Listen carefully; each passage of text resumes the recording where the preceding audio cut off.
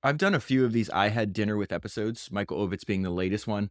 And I did one with John Mackey, who's the founder of Whole Foods, a couple months ago. And John Mackey told me one of the craziest things that anyone has ever said about the podcast. By that time, I had spoken to him. He had already listened to over 100 episodes of Founders. And he said that if Founders podcast existed when he was a young man, Whole Foods would still be an independent company. That since the podcast and all of History's Greatest Entrepreneurs are constantly emphasizing the importance of controlling expenses, he would have put more of a priority on it, especially during boom times, during good times, because it's very natural for a company and really for human nature to just not watch your costs as closely because everything's going so well. And that is something that history's greatest founders all warn against. In fact, Andrew Carnegie has this great mantra that he would repeat over and over again. He says, profits and prices were cyclical, subject to any number of transient forces of the marketplace. Costs, however, could be strictly controlled, and any savings achieved in the costs were permanent. This is something I was talking about with my friend Eric, who's the co-founder and CEO of Ramp.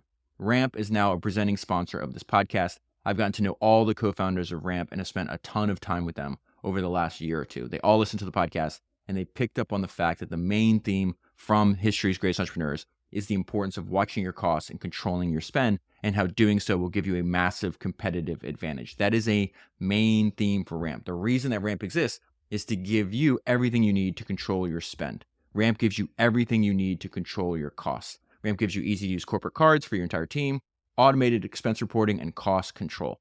Matt Paulson, who's the founder of MarketBeat, recently switched to Ramp, and this is what he said about it. Ramp is the best. The amount of money you will save from unwanted renewals and employees who think company credit card equals buy whatever you want will far exceed the best credit card rewards program. Matt is talking about the importance of cost control. There's a line in Andrew Carnegie's biography that said cost control became nearly an obsession. Ramp helps you make it an obsession in your business. If Carnegie was alive today, he'd be running his business on Ramp. Take the time to set up a demo to see this product, and you will see why many of the world's top founders are running their company on Ramp. Go to ramp.com to learn how they can help your business today. That is ramp.com. One more tool that I want to tell you about is Vesto. A lot of my friends are using Vesto, and I got to tell you what happened at breakfast a couple of days ago, and even more friends are going to be using it now. So what Vesto does, it helps you connect and control all of your business bank accounts from one dashboard. So I know the founder, Ben.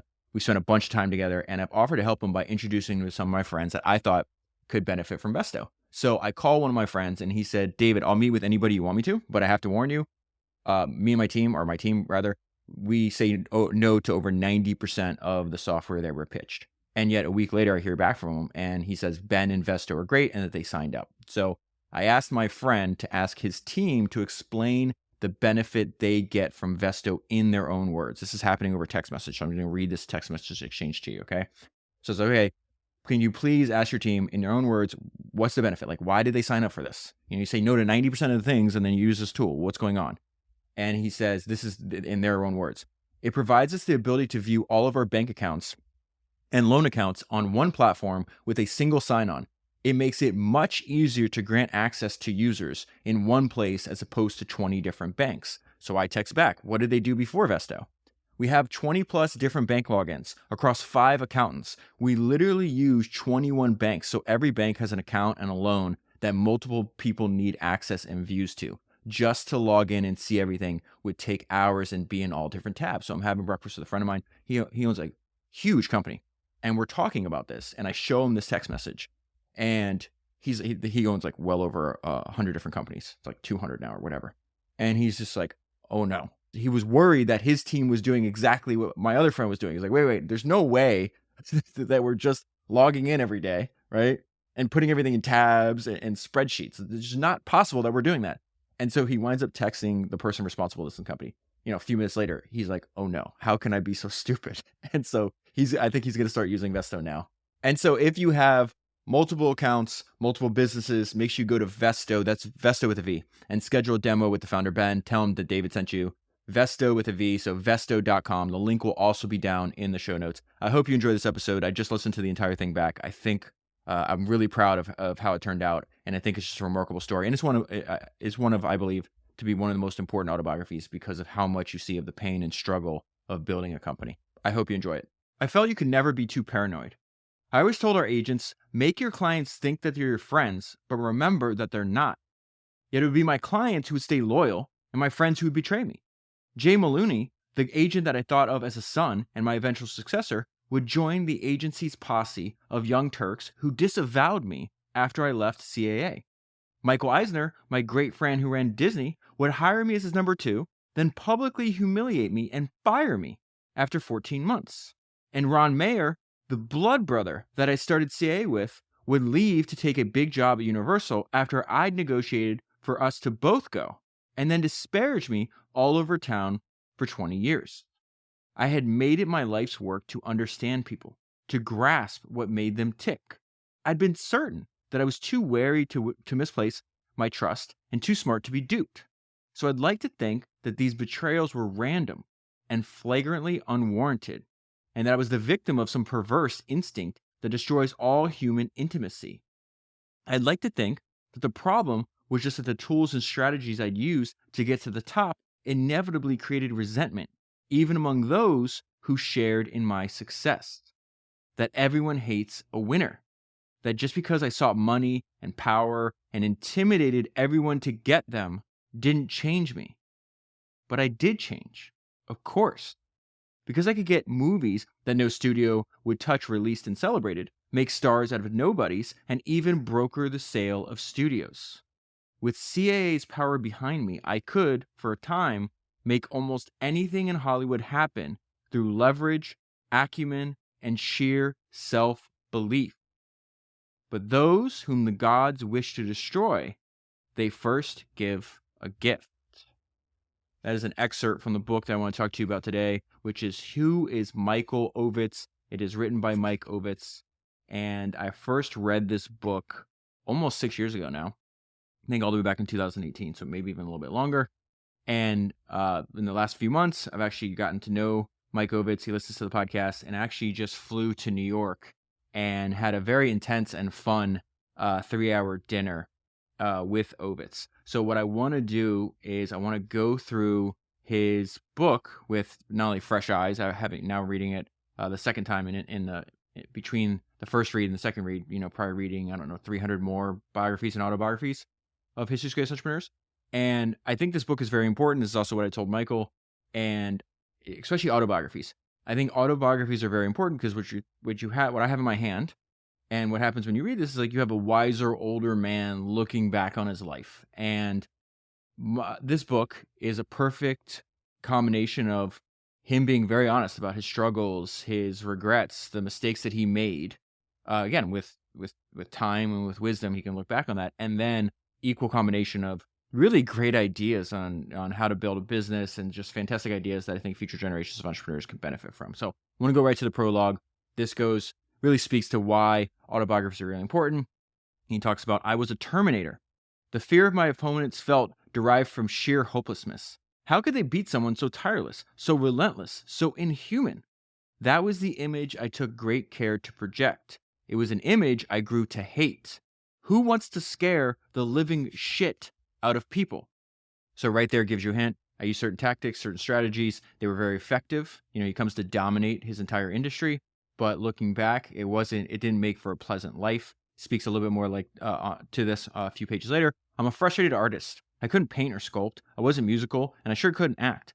So I did the next best thing with my life. I spent it around artists, appreciating them, admiring them, helping them become their best, fullest selves. I was the whetstone that sharpened them so they could slice through anything. Our pitch at CAA was better material, better information, better deals, and will make your dream projects happen. Yet agents, there's more regret, okay? It's really important. Yet agents make dreams happen at a terrible price. When a painter paints, other painters might be jealous of his success, but they don't believe he's personally screwing them over with every brushstroke. It's not a zero-sum game. There's room for everyone to do his best. When an agents though, the list of the personally embittered lengthens with the size of the deal. If we poached a new client, his old agency hated us. If one of our movies went to Universal, 6 other studios hated us. CAA's goal was to have all the clients and therefore all the conflicts. We used to say no conflict, no interest. It was a heroic goal, but it cost us, and it cost me. So when I read that section, I thought of this great quote that I just recently reread from Steve Jobs. And he says, you've got to choose what you put your love into really carefully. So you have, pain and regret on one page. On the very next page, this is just really useful information. Nothing in Hollywood is anything until it's something. And the only way to make it something is with a profound display of belief. If you keep insisting that a shifting set of possibilities is a movie, it eventually becomes one. I think that is just like a company. So Ovitz grows up in the San Fernando Valley. He grows up in Encino. He has a great line about this. He says, "I loved Encino until I knew better, and then I hated it. We were on the wrong side of the hill from the action." And so his father, David Ovitz, grows up in the Great Depression. The way I would describe, obviously it's in every single book. I say this over and over again, that you can always understand the son by the story of the father. The story of the father is embedded in the son. The way I think about the way he describes his father: "I love my dad, but this is not going to be my life." And so he says, "My dad's dream was to open his own liquor store. You need to be in charge of your destiny. He drummed into me. It's no good working for somebody else." Yet that modest dream was still out of reach for Ovitz's dad. And he talks about the fact that there is his mom's uncle, this guy named Sam. He's like, kind of like a small time business guy, but, successful enough that he could drive a Cadillac. And this line is devastating if you think about it from a child's perspective. And he says, "He made my dad feel small." And he goes, while I love my father, I hated his boxed in life. Like many who'd grown up in hard times, he feared risk. So his maternal grandmother, she did something that was really interesting. She told Michael how special he was. She paid a lot of attention, and she also said in a rather like harsh way. She says, "You can be better than your father." And he bought into her what he calls the immigrant's creed, that in America you can be anything that you want. So he says, "Instead of trying to emulate my father, who was a kind and loving man, I would be what my grandmother expected of me. I would succeed at all costs." And so we see right away, even as a child, and this is something me and Michael talked about at dinner, and we had shared this common bond. If you were to ask him, even now, even today, like, how many hours do you work? All of them. He's like that at 9. He's like that in his late 70s. At 9, I got a paper route. Then I asked for a second route, cutting my free time down to the bone. When he was not working, he was reading. He is a voracious reader, just consumes so much information. It's one of my favorite things in the book, and you'll see this. I'll point it out over and over again in so many different areas, so many different things he's working on. He's just constantly saying, "Hey, I'm going to just know everything about this. I'm going to collect more information and know more about the history of this, of what we're working on, than anybody else." He does this over and over again. So even as a kid, he goes, "I read everything I could, but my favorites were biographies of successful men: Andrew Carnegie, Winston Churchill, Nathan Rothschild." In fact, one of the things that we talked about at dinner was that he said it. He's like, I've obviously read about the Carnegies and the Rockefellers and the Buffetts, but what he loved, and I've heard this from a few other people too, is that there's a lot of well-known people I cover, but people seem to love even more like the unknown people that just lived remarkable lives, like these random. I mean, if you could see my desk, there's I don't even know, I lost count. There's probably 25 old books on my desk right now, many of which are about people that no one's ever heard of. And so we see a young Ovitz working his ass off, no free time, will not be like my dad, and hey, if my dad's not successful, that's fine. Let me go pick up the books. Somebody's going to teach me, right? I'm going to learn how to get out of this goddamn valley. And that's really the way I think about, he talks about this over and over again. I think a few pages later, he talks about he could see where he wanted to be. He was on the wrong side of the hill, but he would literally go and stare at the mansions in Beverly Hills as a kid. So he says, at 9, I discovered motion pictures. 4 blocks from my house was the backlot for RKO Pictures, which was a studio owned by Howard Hughes, which is very fascinating. So he would sneak into the studios through the fence, and he would come upon a different world. And he says, I was completely hooked. My parents desperately wanted me to become a doctor, but the movies became my obsession. I watched every new release. I became a student of the business. So he's doing this as a kid. He will do this for the rest of his life. He did it when I just talked to him, last week. I became obsessed with the Spartan idea of the phalanx, the battle formation in which you're only as strong as the guy on your left. I was also impressed by an Errol Flynn Western, where he drew a line in the dirt and said, you're either with me or against me. You're totally in or you're totally out became my mantra. It helped me enormously later and hurt me in equal measure because it didn't allow for shades of gray. Most of life turns out to be shades of gray. So you have the contrast between, a young, aggressive man. He starts his company, he was like 27 years old. He's going to start in the mailroom. I think he's like 19, 17, something like that. You have a certain set of belief as a young man. You're on the come up. All your success is in the future. And yet now he's looking back at decades of experience and saying, hey, I didn't understand that most of life is actually shades of gray. Back to this idea of this can't be my life is the way I describe this. Like, this can't be my life is a very powerful motivator. 8 miles where I grew up stood the mansions of Beverly Hills. I would stare at them. That was when I began to hate the valley. This grudge against my surroundings, this sense that I had been raised in the wrong nest, fueled me when I began my working life. This is exactly the reason I read this, the reason this jumps out to me is, one, it's in a lot of these books. And if you're listening to this, you probably felt this way too. I definitely felt that way. I grew up with a burning desire to achieve mission success, to change my life. I was like, there's no way in hell I'm going out like this. This can't be my life is a very powerful motivator. It's one that Ovitz felt. It's one that I felt. The grudge against my surroundings, the sense that I'd been raised in the wrong nest, fueled me when I began my working life. I always felt one step inferior to the people around me and one step superior. I wasn't as creative or cultured as they were, but I was a lot smarter and more hardworking than most of them. This is a crazy line. Insecurity and ambition make a powerful cocktail. So before he graduates high school, he hears that Universal is hiring 10 young guides to do these studio tours. And turns out that his dad ran a Little League, and one of the guys that his dad knew from running this Little League team was the head of publicity at Universal, MC at Universal. That relationship helped young Michael Ovitz get this job. And he says, that was my first lesson in the business. Who you know matters. I was the only high school student MCA hired. Now, the note I have on this page, and I've already given you a hint. Everything he does is like this. So pay attention to this idea. You're going to see it over and over again. The other guides worked from 9 to 6, but I came in at 7 each morning and stayed until 9 at night. So 2 hours early, and I'm going to stay 3 hours later. I walked the entire 400 acres of the lot, right? End to end.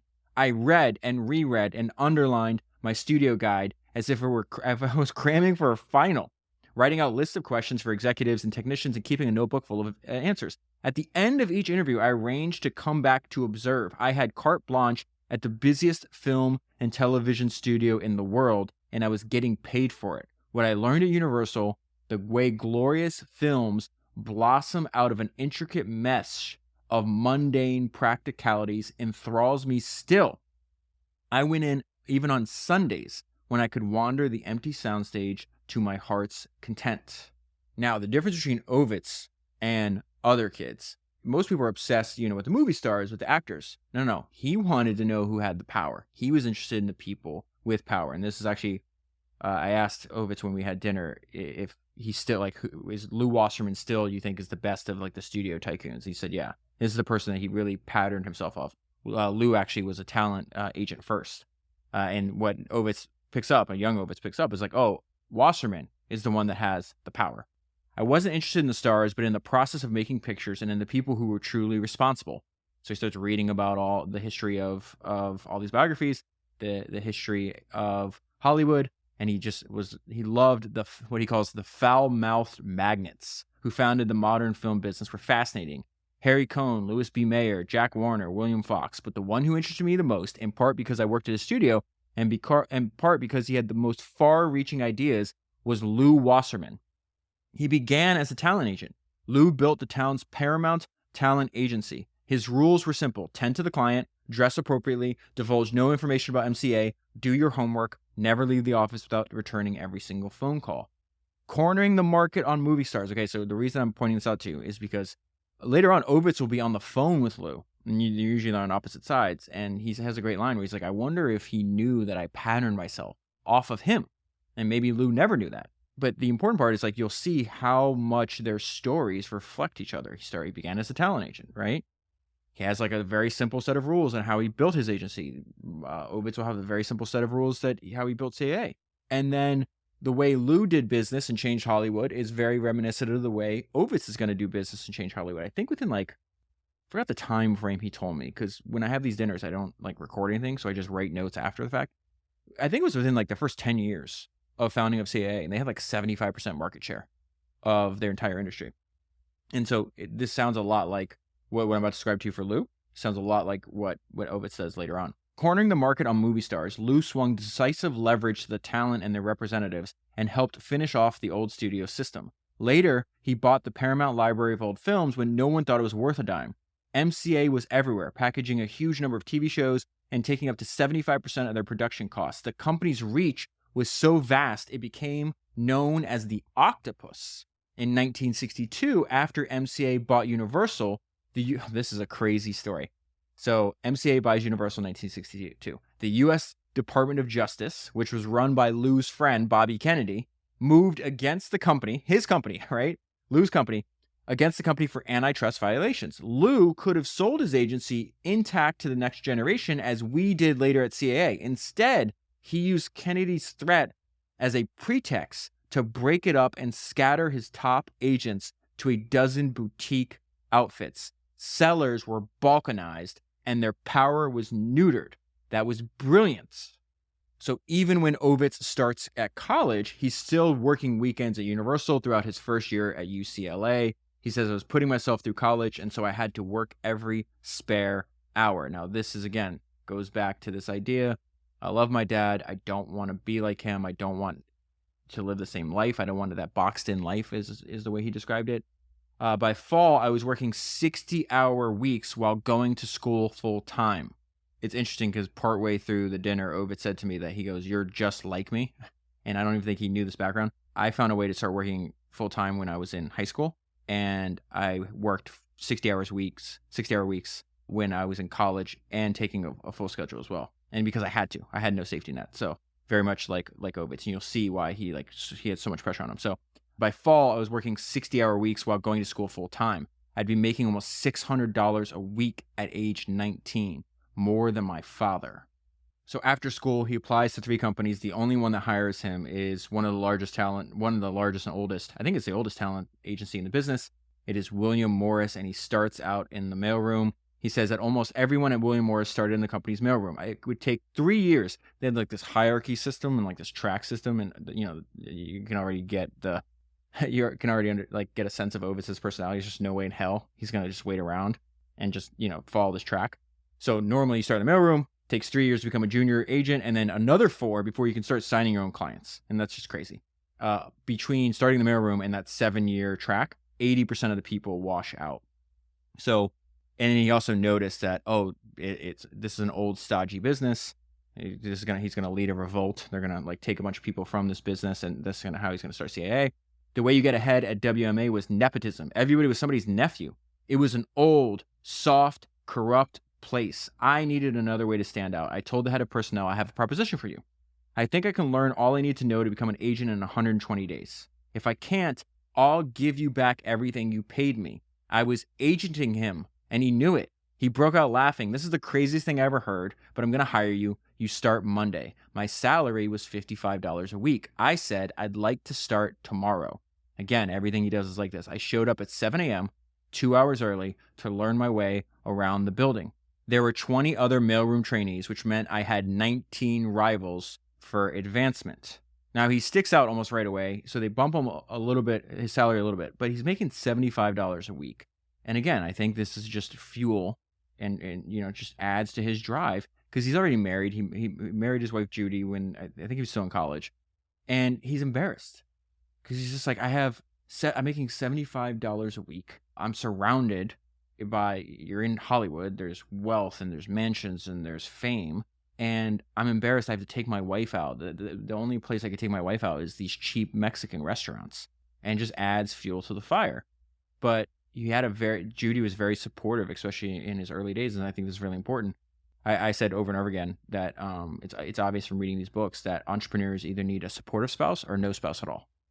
I think those are literally the only 2 options. And it says, Judy gave me the line I'd later use when I recruited people to an entry-level job at CAA. You're investing in your life.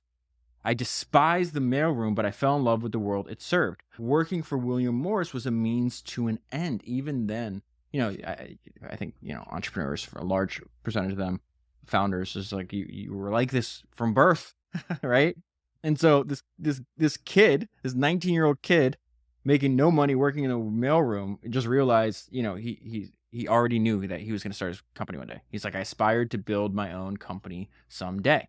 And so I told you before in the past, one of my favorite talks is this talk on YouTube. It's by Bill Gurley. It's called Running Down a Dream, How to Survive and Thrive in a Career You Love.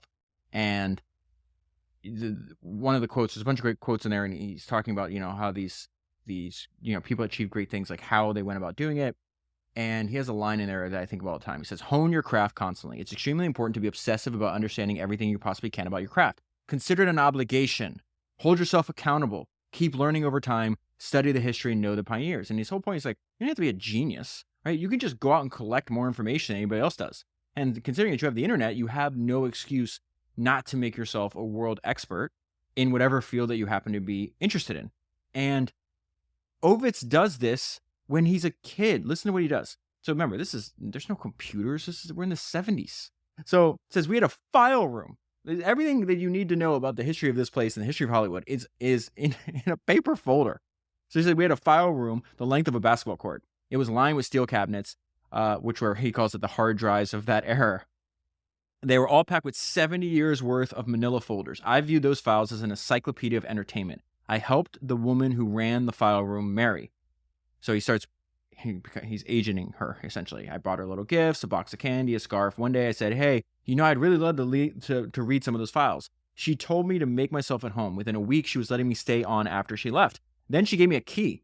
While other trainees waited to be told what to do and read and learn, I entered Mary's domain each morning at 7 and every evening after work. For weeks, I made my way from A to Z, through the client files and the network and studio deals. I jotted down questions for Sam Sachs, the head of television's legal affairs, who was charmed by my interest and lent me a tape of a talk he gave at USC on contract law in entertainment. I watched it at home, then I came back the next day with more questions. He gave me 9 more tapes. Then this is also really important because the legal office is adjacent to the first floor executives. And Sam Weisbord, who was the head of television worldwide and the top Morris executive in LA, passed it on his way to dinner and again when he returned. So there's a lot of these people in the book that are like creatures of habit. And Ovitz will just watch you and he'll observe you. And then he realizes, okay, this guy does the same thing every day. He's going to leave the office at 6:30. Everybody else leaves at 7. He's going to come back a few hours later and work another, I think he works like, 3 hours. So it says the office was empty until Sam returned for dinner for another 3 hours to finish up. So what do you think a young Ovitz does? I planted myself at a cubicle where he could not help but notice me, spreading out my files so he would see them. A week later, around 9 p.m., no one else is there. He says, can you do me a favor? We were the only 2 in the building. In fact, Ovitz is going to wind up having this like fight with David Geffen, and then they reconcile later in the book. If you read David Geffen's biography, he does this exact same thing. Exactly. Starts in the mailroom, figures a way to get a bunch of one-on-one time with the top executive, and then does whatever he needs for that person. So starting 3 months after my start date at William Morris, I became Sam Weisbord's guy. I worked as his after-hours assistant without being asked or paid. I never went by his office without ducking my head in to see what he might need. So he says service organizations live or die by time management. I lined up all the memos on Sam's desk by priority. So he's organizing his workflow. And then he would do very humble things. It's like, I don't have an ego attached here. I'm going to serve you in any way possible. I would keep his refrigerator stocked. I would call stockbrokers and ask for tips on stocks that Sam should buy or sell. In short, I made myself indispensable. And then the book is full of lines that I don't think need any further explanation. He says, I didn't want to be standard in any way. So he develops a bunch of relationships with all the young agents at William Morris, and they're looking around and they're like, these guys are old and soft and lazy, and we are young and energetic and hungry. And they begin to ask themselves, what if guys like Ron and me had more of a say? And then that leads them to further questioning. He's like, well, what if we could run a company on our own? And so they're going to wind up leading a revolt, and they're going to leave William Morris, and they're going to start CAA. And keep in mind, and part of it is because they were also underpaid. This is a big mistake. I think it's come up on a bunch of the podcasts recently. It's like overpay for talent because it's almost impossible to overpay for talent. And in this case, in 1973, Ovitz brings in $2 million for the firm, and they pay him $400 a week. And they're like, "Oh, you did a great job. Thanks for that $2 million. Here's a $7,500 bonus." So they're working way harder. They're making a ton of money for the old, soft people, and they're not getting compensated. So what do you think's going to happen? This is human nature. It's like, well, screw you guys. I'm going to do this on my own. So they're having, him and Ron are having dinner, and they're really starting to have discussions like, why don't we go into business for ourselves? We'll make more money. We'll have more control.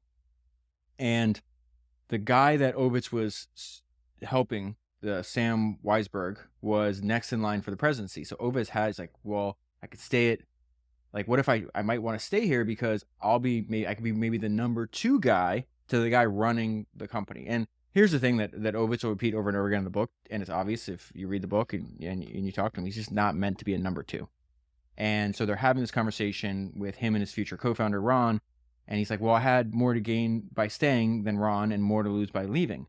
And says, seeing me hesitate, Ron said, "You have no gamble in you. Sometimes you have to step up and roll the dice." That got me thinking. I was 27. If we busted in 3 years, I could land a new job and start over. So even though they don't have a bunch of money, they get together. I think there's 5 of them, and they're going to start CAA. And, they lay out. So Ovitz from the very beginning lays out a bunch of points that he thinks is very important. 1, we should all have even equity. 2, we need to get big fast. 3, we need to share all of our clients and serve them as a group. No, he didn't want any turf wars. He didn't want any silos. There would be, at other agencies, all the agents kind of work for one agency, but they're really like work for themselves. And he's like, that causes all kinds of internal conflict. In fact, I had a strange thought when I got to this part about, hey, no turf wars, no silos. We're going to serve them as a group. I'm thinking about doing an episode because I read a biography on Genghis Khan. I've watched a bunch of documentaries and a bunch of podcasts on him.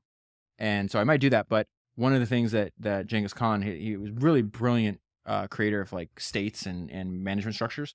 And one thing that he would do over and over again that you see is like he was really important to him to reduce internal conflict. And so even if there was like a practice that was something going on in a culture for a long period of time, like they would kidnap your enemy's women, for example, he would outlaw that because his whole point was just like, well, you kidnap somebody else's family member, they're gonna seek retribution, and then when they get retribution, their family members are going to seek retribution, and there's going to be retribution for retribution and retribution. And so like we're going to outlaw this because we need to reduce internal conflict. And so that was like one of Khan's major principles, like reduce internal conflict. You see the same thing right at the get-go with Ovitz. Number 4, tell the truth. So this is something I talked to him at dinner about. He really values friends that tell the truth, his friends that are able to tell his truth. Obviously he's famous and well known. A lot you could, if you want, you could build people around you and you'll never hear anything bad. And I think a lot of people make the mistake of doing that. The great founders that we've seen over and over again in history, Sam Walton, Jim Casey, Steve Jobs, they want to be told the truth. They respect you more if you push back at them. And I think the bad founders or the bad executives just surround themselves with sycophants. And then, that may work for a little bit, but it always ends terribly. So number 4, tell the truth. And number 5, this is really one of the most innovative things that Ovitz does is like he's going to create opportunities, not just wait around for it. So other agents, they'd field offers. And he's like, why are we just fielding offers? Like, why aren't we the ones creating the opportunities and then going out and try to sell them on behalf of our clients? And they really differentiated themselves around that idea. Like, we're going to come up with ideas and we're going to put that together for you. And like, we're essentially going to serve you. And he actually recruits a lot of clients.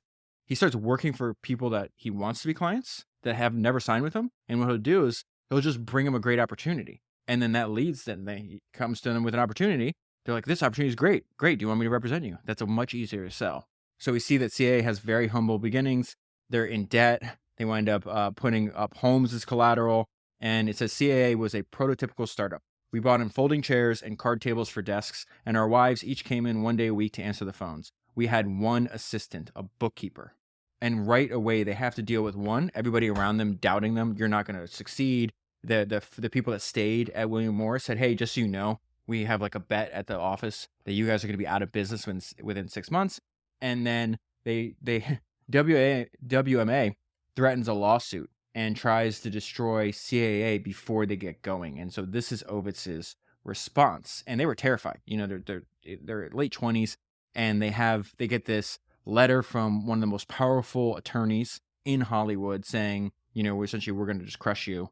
And Ovitz's response here is fascinating. He goes, my one play, a long shot, was try to intimidate my old boss. From working for Sam, I knew that the Department of Justice was probing William Morris for monopolistic practices. So he calls up the attorney, okay? He goes, I rang up Leon Kaplan. He sounded arrogant, and why not? He pegged CAA as weak, broke, and defenseless. Mr. Kaplan, I said, we haven't met, but I know who you represent.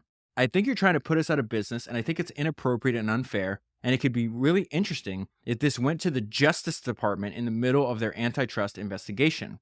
My tone was firm, but matter of fact. I continued, you can rip up this letter, and we can all be friends and forget about it. Or you can pursue it, and I will call a pal of mine who works at the Justice Department, and I'll ask him to throw this in the hopper, and we'll see how this sorts out. And so the lawyer and WMA back off, and I think it's probably obvious, but Ovitz didn't have a friend in the Justice Department. He was bluffing. But this is the punchline, the important part. That day forged our siege mentality. To defend our tiny position, we unleashed hell on anyone who crossed us. For the rest of my time at CAA, I was a great friend and ally, but an implacable foe. When you're 28 years old and you've quit your job and there's no going back, and then the industry leader tries to smother your baby in its cradle, you steal up pretty fast.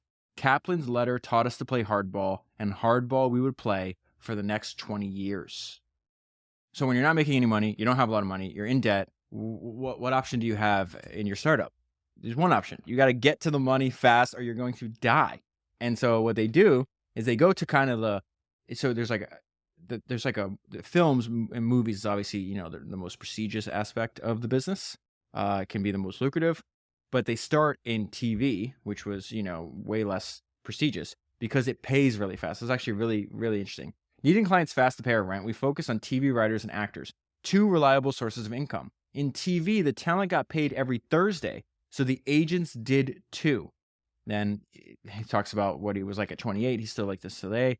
Every waking hour was a working hour. This is a very scrappy startup. He says, we didn't even have expense accounts. We paid for everything ourselves and deducted it from our individual taxes. And this is the part of the book where I just feel it's full of just really interesting ideas on really scrappy and resourceful ideas to build your company. One thing that's very obvious is Ovitz was ahead of his time in a lot of things. He's very ahead of time what's about to happen here because what he's about to tell this actress, actors, athletes, all think like this today. And he's saying, you're a great actress. You should be doing more. You should have bigger roles. And he goes, seeing her skeptical expression, I jumped in and said, take off your actress hat for a moment and pretend that you're a small corporation. This is what I mean by that. All these athletes and if you look at a lot of athletes, movie stars, people that are in different domains outside of typical business people, you'll see in their bios, they'll say founder. So they definitely think about themselves as a small, and in many cases, they could be multi-billion-dollar corporations, but they think like this now. They definitely were thinking back then. He says to this actress, what can you do to increase your bottom line and control the direction of your future growth? You need to take control of your projects and get involved in developing them. Now, this second part that he tells her is just great advice for dealing with people. I believe that nobody wants to be treated just as they are. Everybody wants to feel encouraged to become even more than they are, to become the best versions of themselves. So then the third thing that jumped out on me on this page is, again, this belief comes before ability. I used to have this thing where they pop up in all the books that I read in the early days of founders. It's critics don't know shit. And it's just everybody around Ovitz. You can't do that. That's impossible. That'll never happen. You're not going to get that person. You can't do that. And so they're talking about we might be these little guys doing TV. We might not have no money. No one knows us. And he says, I plan on representing movie stars. And the response to this person they're talking about is you'll never get them. They're locked up by the big boys. And Ovitz's response here is perfect. He goes, I'm going to represent them all. I'm going to get them all. And I think it's very important. Don't ever let somebody else tell you what you're going to do or what you're capable of. How the hell would they even know? Another way, you got to find another route in. And so, okay, it's really hard. Obviously film is highly competitive. this guy just said all the great actors and directors are locked up by the big boys. Okay, so how can I break into movies? He says, we'd break into film by taking books and scripts and treatments to prospective clients. So he winds up reading, and I think New York Magazine, he hears about this legendary literary agent named Mort Janklow.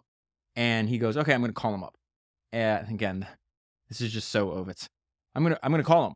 It took 10 days for me to get him on the phone to ask if I could see him. I flew to New York at a cost that made my stomach twitch. Remember, they have no money at this time. So he says, I laid out our book first strategy. I'd asked to call him every Thursday at 10 a.m. in case he had something for us. Mort could set his watch by my calls. I kept at it for a year every week, no matter what, before he gave us a novel.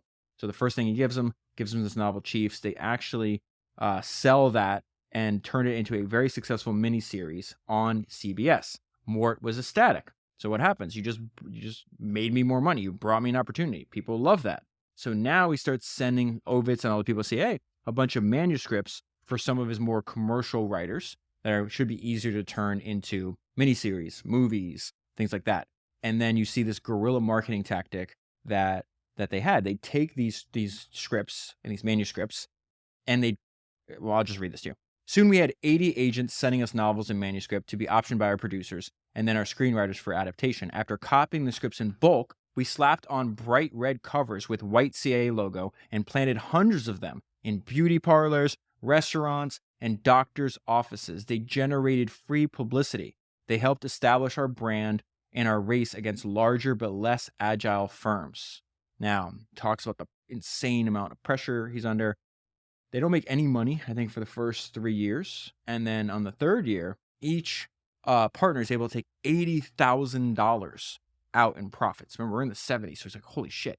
So he says, all I could think about was money. Obviously, if you grew up with no money, you feel that way forever. And so he says, I was hell-bent on making enough money so I'd never have to go back to the valley. Starts making a little bit of money. This feeling, I double underline, this is so important. This is Judy and I moved from Sherman Oaks to Brentwood, trading in our $75,000 house for one that cost $650,000. I'd wake up and think, my God, I live in Brentwood. So he's starting to build up a little momentum here. People are noticing how resourceful they are, how hungry they are. Think about the contrast. It's going to be obvious. The success is going to come later, right? But the score will take care of itself. You're going to notice, if you know the industry, like, how are the old Saji guys at WME doing, right? William Morris, or WMA, sorry. And what are these like young guys that are on it every day? They're being super resourceful at CAA doing. And so he says, in late 1976, opportunity had come knocking in the form of 52-year-old Marty Baum. He was an agent with his own shop, okay? He had a really good list of clients, but he worked by himself. So it says, Marty felt lonely and he wanted to join us. We decided to make him a full 1/6 partner and never regretted it. He gave us a big foot in the door in films. His clients made CAA a contender, and he's going to lead them to their first big payday. So Marty sets Ovitz up with James Clavell, who's the writer of the series Shogun. Shogun has just been remade recently. I watched it. I enjoyed it. But Ovitz is the one that gets it. This is, 3 decades ago, 4 decades ago, maybe 4.5 decades ago. And he gets it made, and it becomes one of the most watched miniseries of all time. So I'm going to skip over and I'm going to get to the punchline. And James is ecstatic at what Ovitz was able to do. So the author, James Clavell, says, hey, can you come meet me? He sits down. Ovitz sits down. James hands him an envelope. And he says he opens it, found a check with a dizzying number of zeros made out to CAA. $1 million commission, which would be about $3 million in today's money. Even more today because the book is almost 10 years old. Shogun this is the important part. I think you and I have been talking about this over and over again the last few weeks. How many of these people were able to build empires? In many cases, billion-dollar empires off of opportunity hiding in plain sight. Shogun, it's not like the CAA was the first company to see Shogun. And Ovitz says this over and over again. He takes things that other people pass on and turns them into phenomenal successes. Shogun had languished at William Morris for 3 years. CAA got it made. Never mind that the deal almost fell apart 20 times. Deals always almost fall apart 20 times. That was the first time we took a client's far-fetched dream and made it come true. So he's doing the best with every opportunity in front of him, but he still has his long-term plan. He's like, I want to have the best directors. I want to have the best actors. So he winds up making a list of all the best directors that he wants to represent one day. And he says, I was dreaming, though my dream would eventually come to pass. And so he winds up, some of these people are like Martin Scorsese and Stanley Kubrick. And one advantage that he did, right? Think about, like, I've done a bunch of podcasts on directors like Christopher Nolan, Tarantino, Spielberg, George Lucas. They're all the same in the sense that they have this encyclopedic knowledge of film history in their head. And what Ovitz realizes is like, oh, I need to get that in my head. So then I can be able to relate to them and understand them and talk to them about this. So what does he do? Know the history of the industry in, right? I was beginning to believe that I can converse with those guys because when we launched CIA, I had started a private project, one that took me 10 years of watching every film that had won one of the big five category Oscars. I discovered why Gone with the Wind had passed the test of time and how Green Was My Valley hadn't. I learned the relationship between vision and craft. Film had its own language, and I needed to be bilingual. So I keep pointing this out because it's like, he's willing to put in the effort and do the research and do the time. How many other people, let's say you're another agent on another, you're a direct competitor of Ovitz at this time. How many of them do you actually think did that? I'd be surprised if there's another one. And it's certainly not more than 1% of his competitors. So you're already knocking out 99% of the people. It's probably 0.5% if you really think about human nature.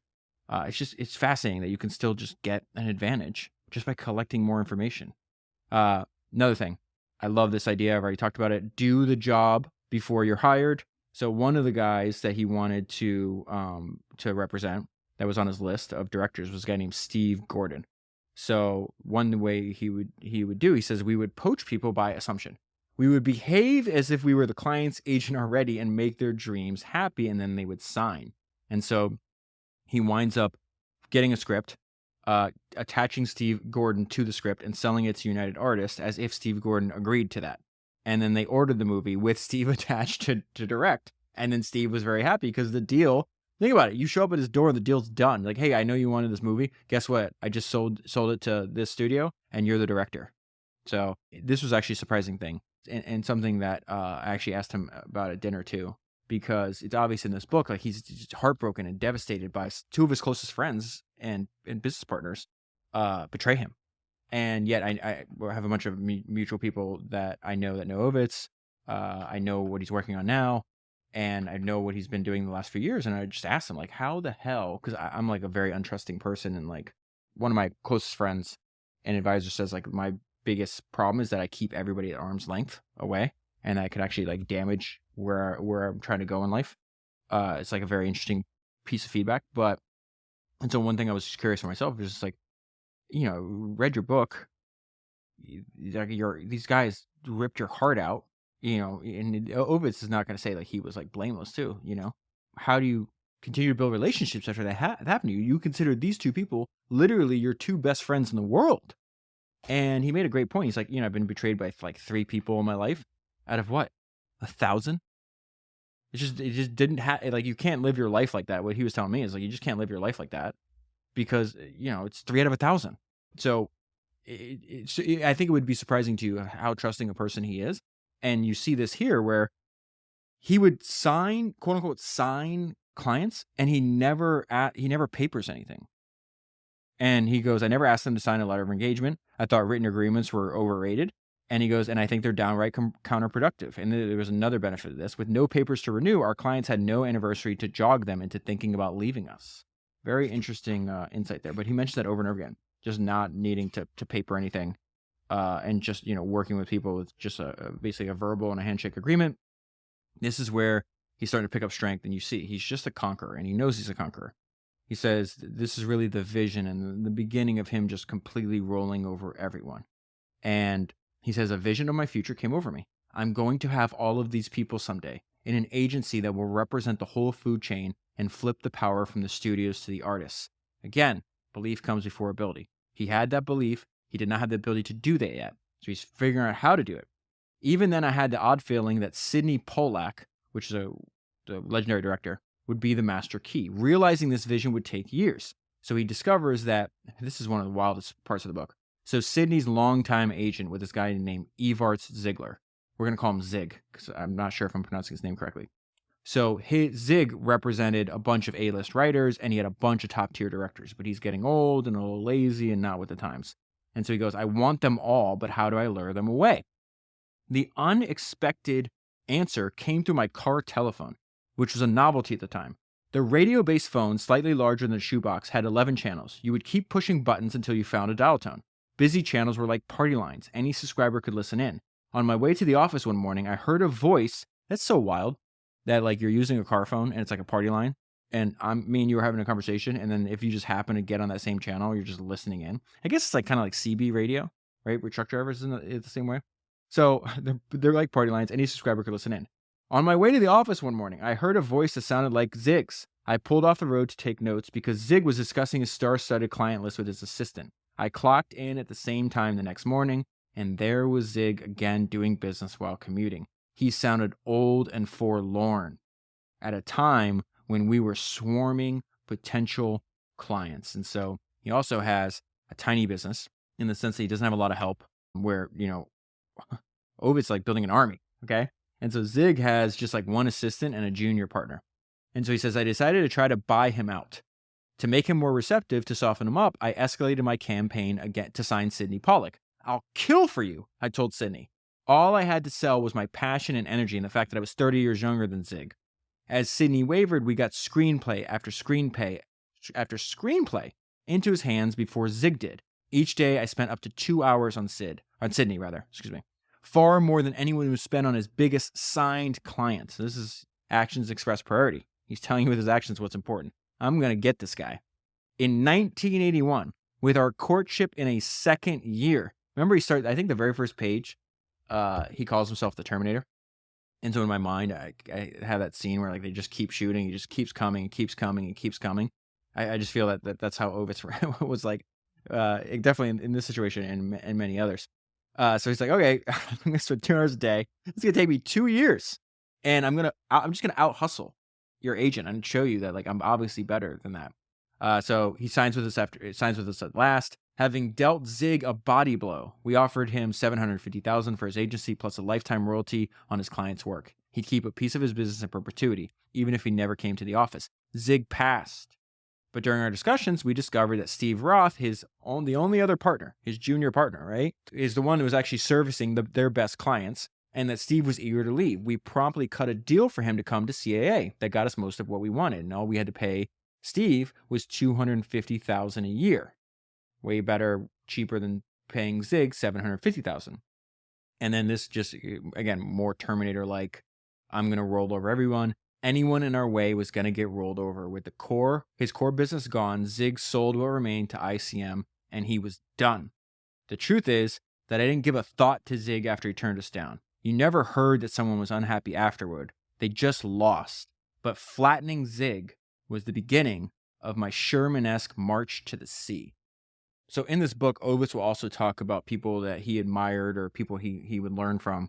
And one of the guys was Ted Ashley. And Ted Ashley was actually one of the few people that actually started his own agency at a younger age than Ovitz did. I think Ted was 23 when he started his agency. And Ted gives him a warning. And I actually asked Ovitz about this at dinner, and he still believes that this is true, but he said not on the rise. So I'll explain what that means in 1 second. There wasn't a day where I didn't walk in the door and get hit by a rush of anxiety. What idea can I come up with today to pay the overhead? There'd be the adrenaline rush when we sent out the internal memo. Robert Redford is now a CAA client. 15 minutes later, it was what's next. In 1979, when I was 33, Ted Ashley at Warner Brothers took me aside and said, I'm going to give you some great advice, and knowing you're not going to take it. But here it is. I could have worked 10% less, and it wouldn't have made a difference in my professional success. But I would have been a lot happier. Ted was absolutely right on both accounts. It was great advice, and I didn't take it. I see now that I could have worked as much as 20% less, and it wouldn't have cost me. If I worked even 10% less across 30 years, that's three extra whole years of life that I would have enjoyed. And so when I asked him about that, he's like, yeah, that's definitely still true. Now, on his rise, he probably couldn't work 10% less because you see that was one of his edge. But within 10 years, when they have, they're solidified, their momentum's kind of going, he could have easily worked 10% less. So again, great advice from Ted Ashley, advice that a young Mike Ovitz did not take, and advice that Mike Ovitz of today still believes is true. So again, I think I keep repeating this, autobiographies are super important. James Dyson's autobiography, Phil Knight, this biography, they're just really important because Sam Walton's, they just lay out exactly, it's a wise older man looking back with a lot of wisdom. And I think, for the cost of what, $15, $20, you could probably get this book for, and 20 hours of your time, you're not going to read, you don't have to read it like I do. If you can see, like, I marked this thing up, so it takes a ton of time. I'm doing like arts and crafts over here. But yeah, if you were just reading without doing all that, like, it's just a no-brainer, I think. So remember, he talks about there's just like a lot of co-founder conflict and him not realizing you can damage a person's relationship, but they won't say anything to you. Not everybody's that direct. And so what is happening is, like, he's bringing in so much business. He's taking on so much more work. He's the undeniable. It was his idea to have even equity, but he is undeniably the more important and the more productive partner. And so he's like, listen, I need to get more than 16.67%. And if I don't, I have to consider my other options. And even if logically your partner can see that and can believe that, there's like an emotional component to this. You just see it over and over again, where they feel that the other person is not valuing them enough. Everybody is going to feel this way. It doesn't matter if you can logically lay this out. This is an emotional decision. And so they agreed with him. Hey, you're obviously the firm's leader. They wind up getting a larger allocation of shares. But he realizes, like, they didn't want to do this. And so he says, professionally, mission accomplished. Emotionally, though, I had just hit the self-destruct button, only it would take 16 years to go off. And now here's also another warning. He's got to mediate all these disagreements between other partners. And so his partner's Ron, which is like his best friend, is just like lighting him up about, let's get rid of Bill. Bill shouldn't have equity either. He's not doing anything.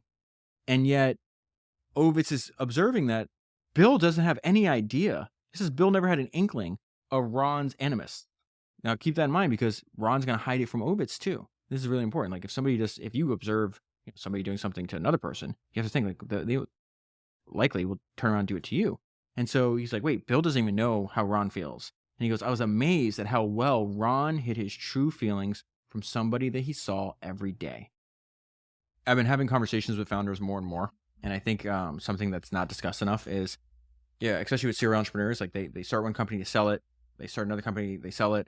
And then the third company, they're like, kind of like, you get this feeling, it's like, oh, it's like, I could do this over and over again. I'm just fantastic at this. And then, like, the third company, like, fails completely. And in some cases, I was just talking to another one today where their last success was 10 years ago. And that was rather shocking. And so I think Ovitz is really wise to realize, like, part of the reason he was able to make so much money is, one, he was very innovative. He was doing things that other agents were, and we're about to get to that. But he's at the right time. And he says, we were lucky to work in a golden age of commercial film. People went to the local theater 3 times a month. Piracy had yet to explode. There's really no internet. And cable was in its infancy. So before technology really fragmented attention and made it much more difficult to make money in movies, like, he's at the right place at the right time. Really reminds me of, like, newspapers before the internet. And I would say, like, telegraph after the railroads, but before the telephone. And so you find these periods, and they usually don't last that long, where you just can extract and make so much more money than if you were 10 years later or 15 years later, or in some cases 5 years later. So one of the ideas was he's going to innovate just like the person he patterned himself off of, Lou Wasserman. And so one thing he does is, like, he's just going to design the whole package, and he's going to bring it to the studio. He's essentially going to do their work for them.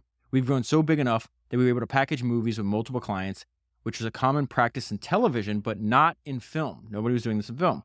CAA was the first to orchestrate the entire development process. We took an idea, which was like a yet to be published bestseller, a magazine article in some cases, or even a news story, and turned it into a script and shoehorned as many artists into the project as we could. The process fattened our commissions and spared the studios the headache and expense of development. So there's actually an interesting idea I learned from George Clooney, of all, surprisingly. It's really what's happening here is, like, the studios, they have a problem. They want a movie that they can sell. And in the past, like, they had to do all this work.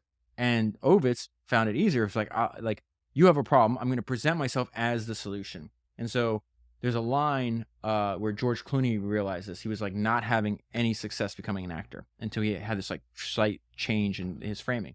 George Clooney's luck changed when he realized that the audition is a problem for the people giving the audition. They want to find an actor for the role. If I present myself as the solution to your problem, rather than the person dying for your approval, it will increase my chance for success. And so what is this idea? It's like this process fattened our commissions and spared the studios the headaches and expense of development because I'm going to do the work for them. Essentially, I become the solution to your problem. Here is just one example of like the financial outcome that just he's going to make way more money than other agencies. It's like, you just realize that packaging everything is just much more lucrative. And again, this is something he does over and over again throughout the book. He's really great at expanding the revenue opportunities of his existing profession. And this partly, I think, would tie directly to his personality. He's just never satisfied with the status quo, which he just said. Oh yeah, I wanted Robert Redford for years. I signed him. 15 minutes later, I was like, what's next? So Ghostbusters is one of the movies he did this with. And this is the result. Ghostbusters became the second biggest film of the year, grossing more than $295 million. As our clients collectively got 30% of the gross, and they get 10% of that. So that means CIA gets 3% of the gross. Over the years, as TV and VHS revenues came in, we made more than $30 million from that movie alone. Another great idea. And yeah, I just got done saying, like, I did a bunch of episodes on directors. I think filmmakers are fascinating. I think there's a lot of insights for entrepreneurs and filmmakers. One of the people that he wanted to sign and was on his list forever, and he winds up signing, is Martin Scorsese. I realized my oversight. I haven't even done an episode on Scorsese, so I need to do one. But he talks about, and I just found this part interesting, that anytime you find, and I've seen this with like Bill Belichick, like you see this with coaches sometimes, with filmmakers, with tennis players, with anybody. Kobe Bryant was like this. You talk to them about what you think you understand, which is the game that they dedicate their life to, whether it's film or business. John Malone and Cable was like this. The list just goes on and on and on. Obviously, Munger and Buffett are like this. And you just understand that like what you're seeing is not what they're seeing. They have such an advanced understanding of what's happening. You can just learn a lot if you can actually sit there and do this with them. And so it says, I read all the great books on Hollywood's history and seen every Oscar-winning film going back to 1929, but I didn't get movies until I started watching them with Martin Scorsese in the late 80s. So they wind up they both had an apartment in New York in the same building. So when he would get in Ovitz was flying from LA, and he'd get in, and if Marty was there, he would just go drop his bags off and then knock on Marty's door. They'd grab some food, and they'd sit in front of whatever was playing on his projector. And he says, Marty was a walking film encyclopedia. There was nothing better than walking into a dark room with a projector flickering, showing an old movie I'd never heard of, but that one day might influence Marty's own work. So the analogy between filmmakers and entrepreneurs is obvious, right? Tarantino, when I did Tarantino or Spielberg, they'd watch these videos and these movies, and they would take literally a scene verbatim or an idea verbatim from something from like the 1940s, and they'd put it in a movie in like 1990. It's just remarkable. And Ovitz just picked up on that. He's like, wait a minute, he's like watching these old films on in his New York apartment on a projector, and why is he doing that? Why are we reading these biographies? Why are you listening to this podcast? Because you're hoping to find an idea that one day might influence your own work. It's the exact same thing. I love this. I absolutely love this.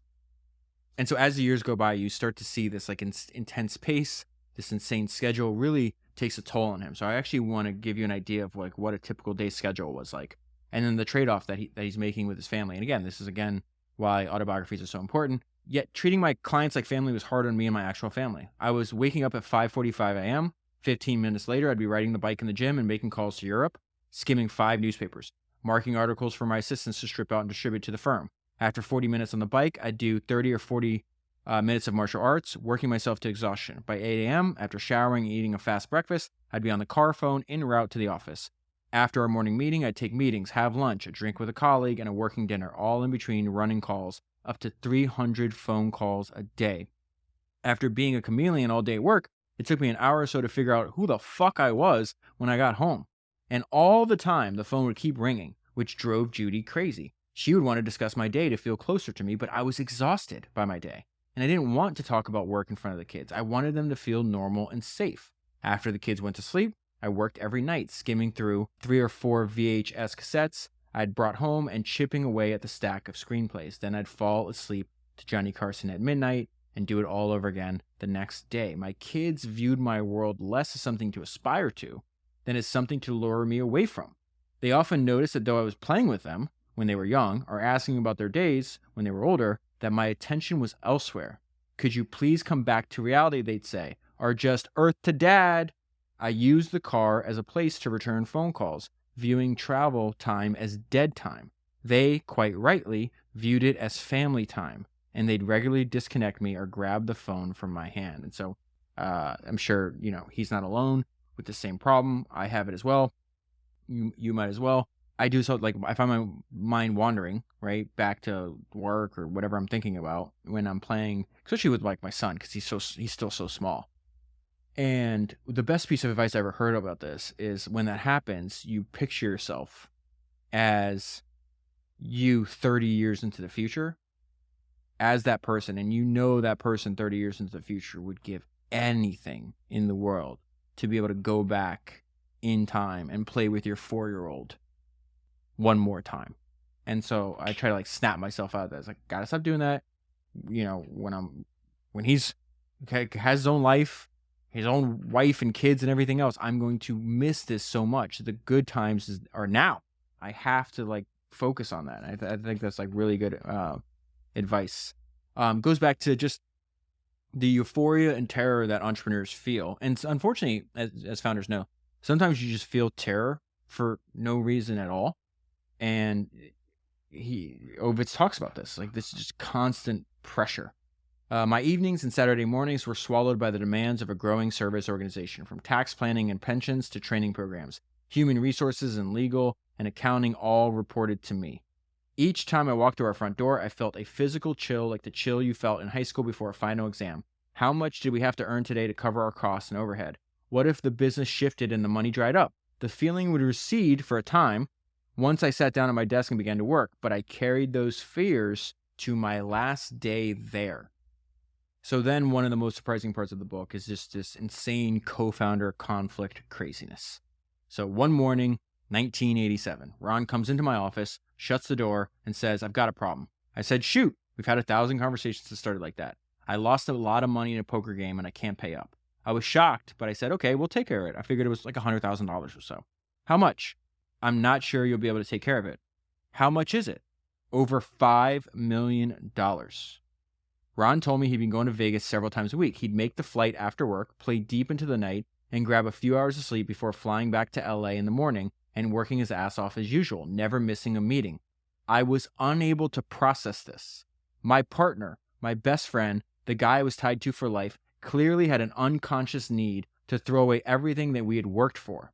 So the company winds up lending him a little bit of money. He was saying over and over again, don't worry, it's never going to happen again. For the next year and a half, Ron and I worked harder and more closely than ever. Then one morning, he closed my door, took a seat, and looked at me with a funeral expression. You're not going to believe this, he said, but another poker game and an even bigger loss this time, $6.5 million. I felt that he'd smashed me with a baseball bat. Who was this man? I was deeply, deeply shaken. Despite my 360-degree paranoia, I hadn't seen any of this coming, which scared the crap out of me. I prided myself on reading people and forecasting from subtle clues. And here, I hadn't been reading Ron right for 10 years.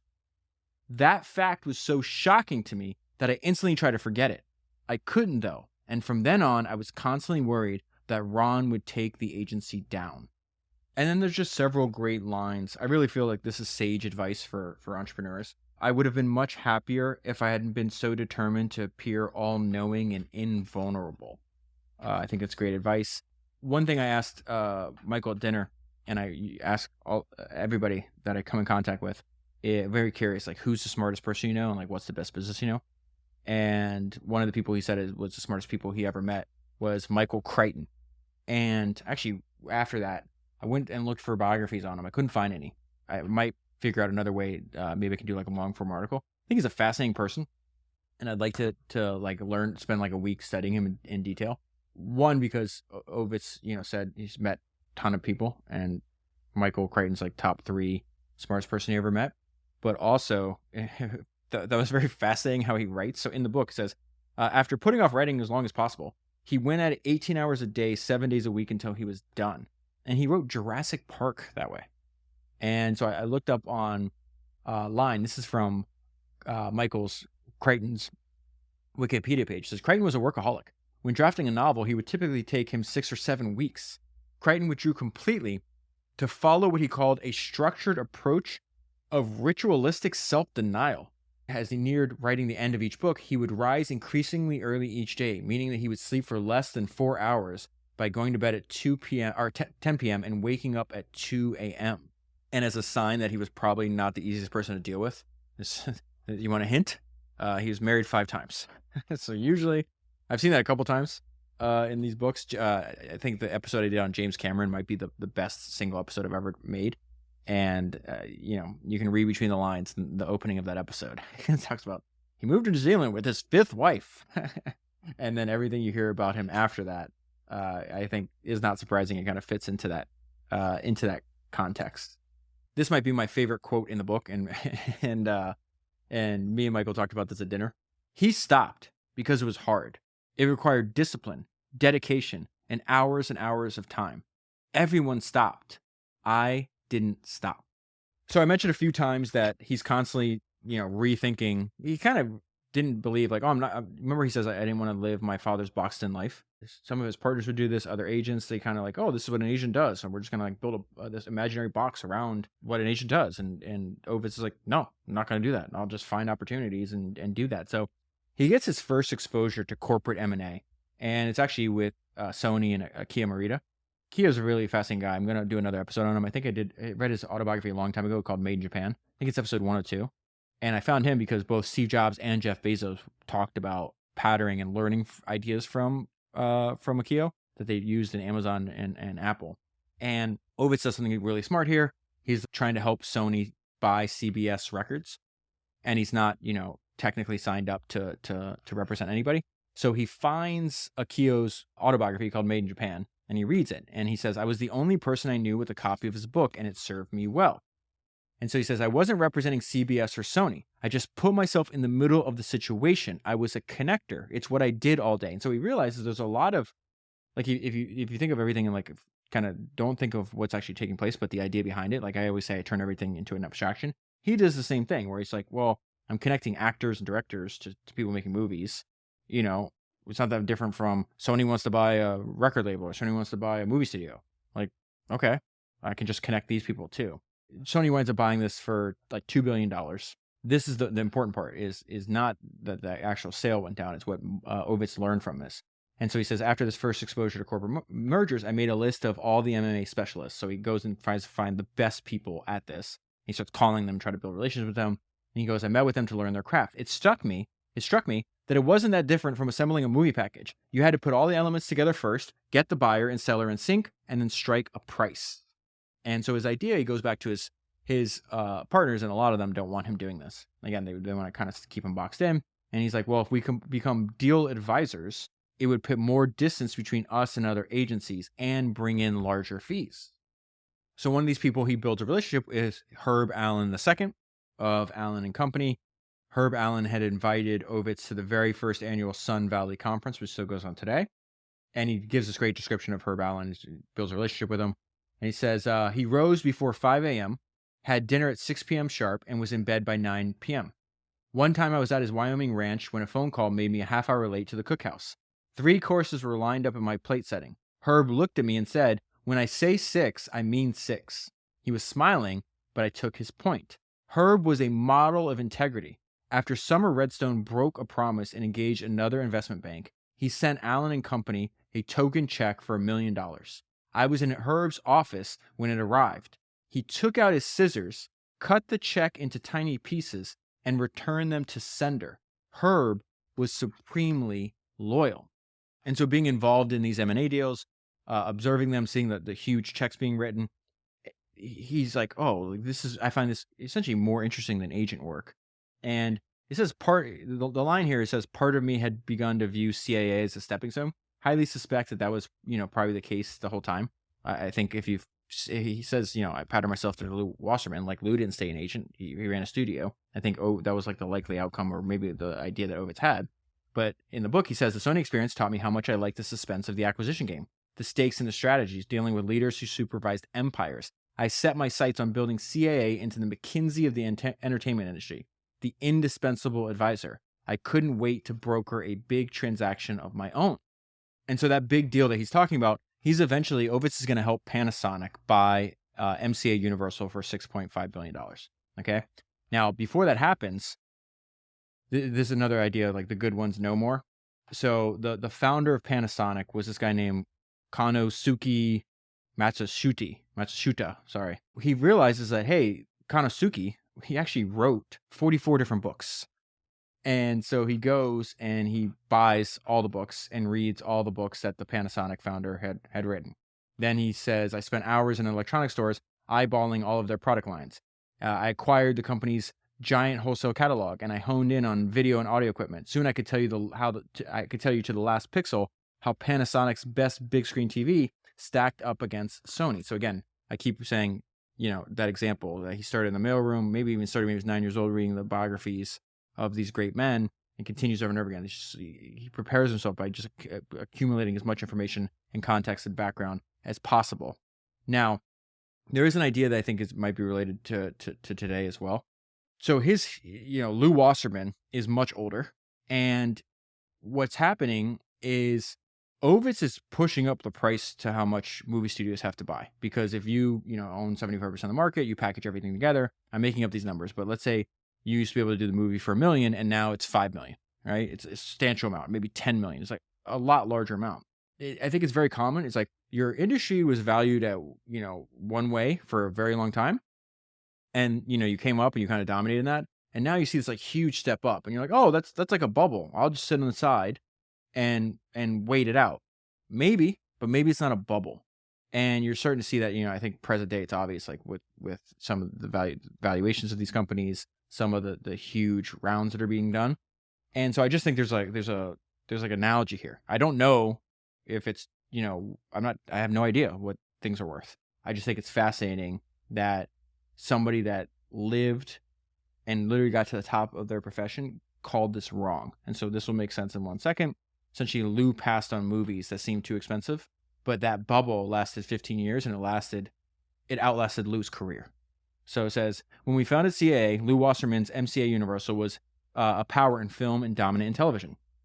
Then the inconceivable happened. The last mogul got old. As the cost of making movies soared in the 1980s, in large part due to us, Universal hunkered down. Despite the runaway success of George Lucas's Star Wars, the studio passed on Raiders of the Lost Ark when Lucas's lawyer demanded a 50-50 split. Paramount scooped up the movie on those terms, and they made a killing.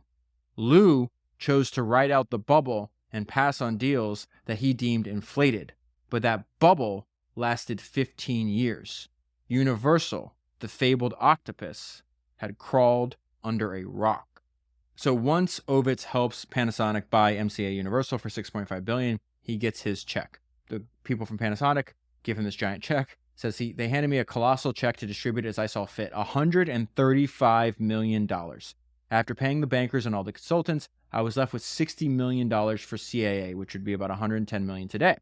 It changed everything for us. In Hollywood, people didn't know the difference between Goldman Sachs and Saks Fifth Avenue. Everyone was dumbstruck that a talent agency could earn that kind of fee, let alone arrange and execute a deal of that magnitude.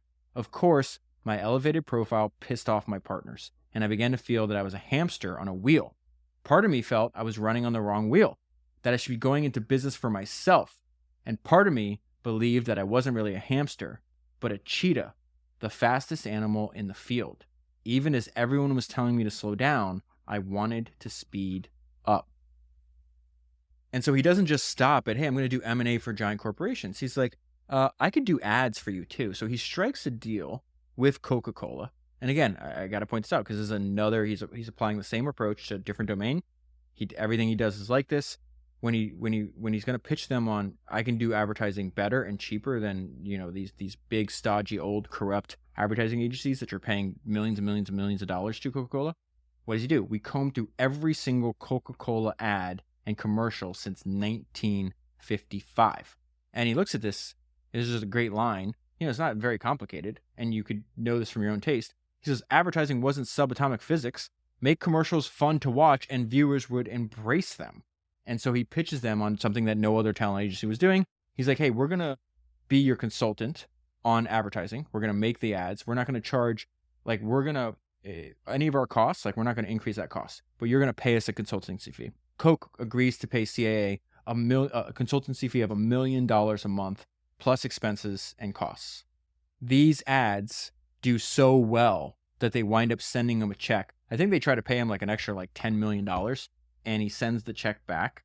I'll find the exact line. Yeah, it says they sent me a check for $10 million for the ads. I returned the check with a Post-it note attached. Hey, let's discuss this. We did, and they wound up talking to the people at Coca-Cola. I was friendly but unrelenting, and they finally sent me a new check for $31 million.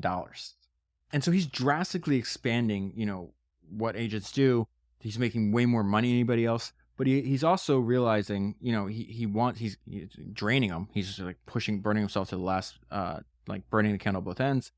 And he wants to build up equity.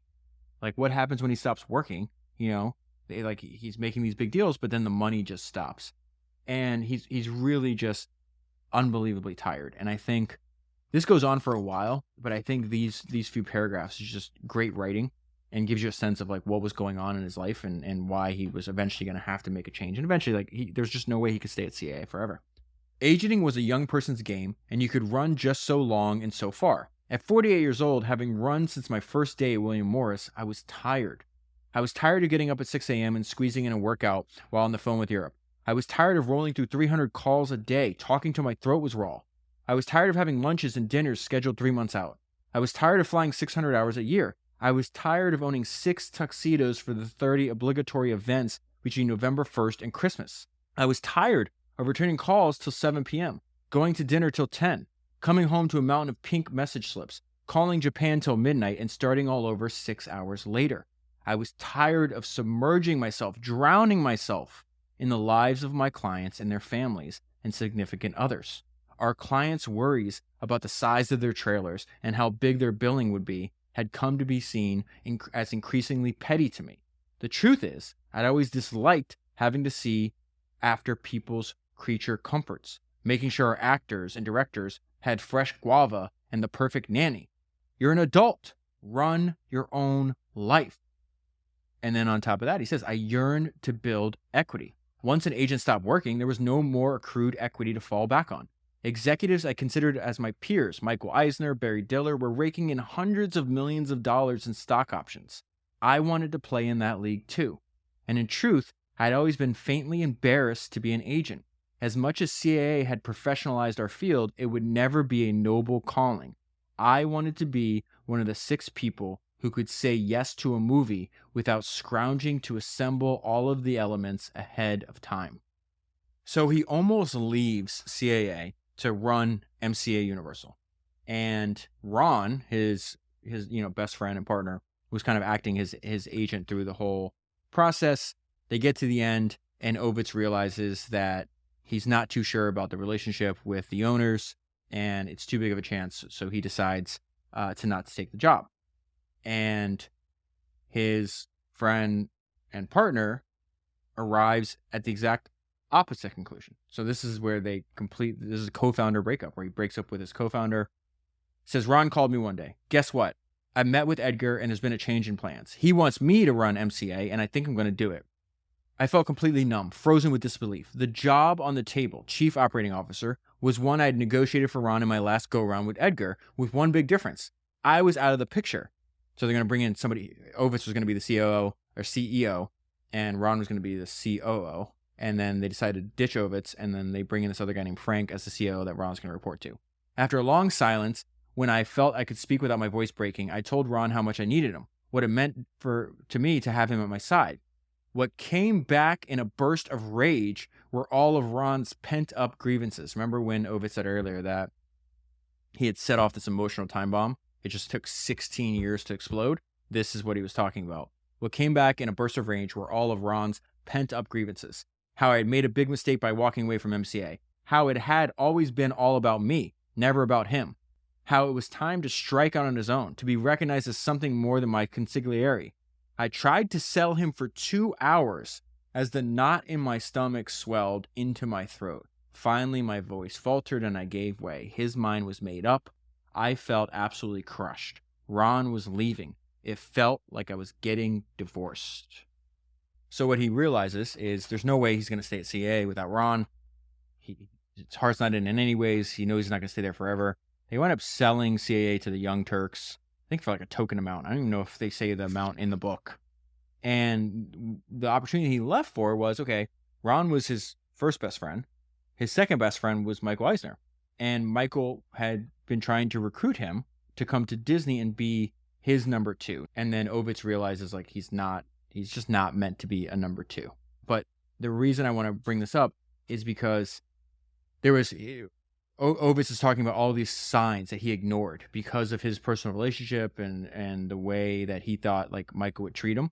And what you realize, we talked about this in the Jerry Jones episode, there's some people that just are not, they're not the sharing type, right?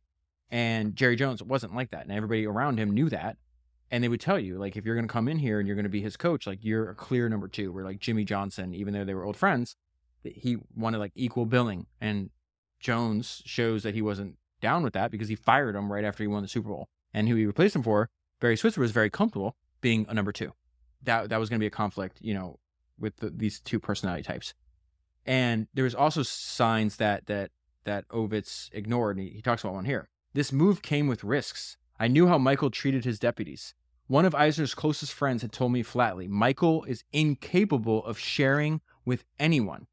But I believed that I was immune to Michael's rages and suspicions. After Ron, he was my next best friend. But even before he officially takes the job, like, it keeps shifting of who's reporting to him, and it's just like he's not listening to his intuition. And so there's this like weird thing that happens with Eisner and Ovitz and a few Disney executives at Eisner's house before the announcement takes place. And Ovitz calls his wife and he says, Michael just threw me under the bus. No matter what I do, I'm going to fail in this job. I think I just made the biggest mistake of my career. Eisner says almost the exact same thing. He's actually working with this guy that I think was like writing a book on him. And when, Ovitz like slept on it for a day, and then he calls even after he told his wife that. And he's like, okay, I'm going to take the job. It says, minutes after I called him following my meeting with my brain trust to say I was in, he told this author exactly what I told my wife the night before, that he just made the biggest mistake of his life. He wondered if he could take his offer back. I wish he had. And so Ovitz is only going to last 14 months at Disney. And again, he does what he always does. He's like, let's buy this company. Let's innovate over here. Let's try to do something different. And Eisner would tell him, that's the stupidest idea I ever heard. He'd block him over and over again. He just felt very uncomfortable by, trying to share the spotlight by any means with Ovitz. And he winds up being fired by Eisner. And so in September 1996, a Disney executive comes into Ovitz's office, says, Michael doesn't want you at the company anymore.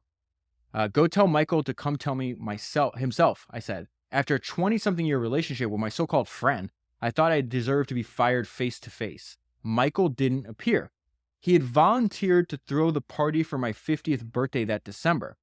3 days before my birthday, Michael summoned me to sign off on my resignation, which he said was by mutual consent, which obviously it wasn't.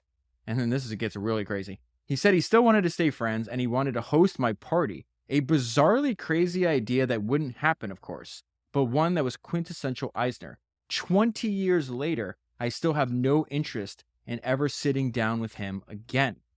I was livid with Eisner and furious at myself. I felt awful, worthless, and an utter failure.